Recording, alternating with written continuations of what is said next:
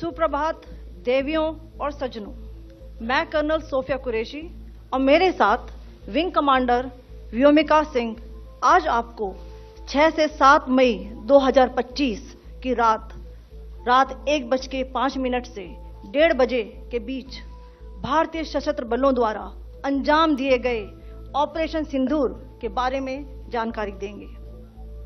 Operation सिंदूर 22 अप्रैल को पहलगाम में हुए विभत्स आतंकवादी हमले के शिकार मासूम नागरिकों व उनके परिवारों को न्याय देने के लिए लॉन्च किया गया था।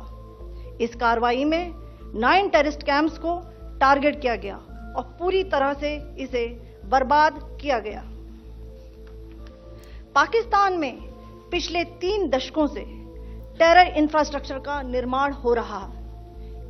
इसमें recruitment, indoctrination centres, training areas व लॉन्च पैड शामिल थे, जो पाकिस्तान और पाक अधिकृत जम्मू कश्मीर POJK दोनों में फैले हैं।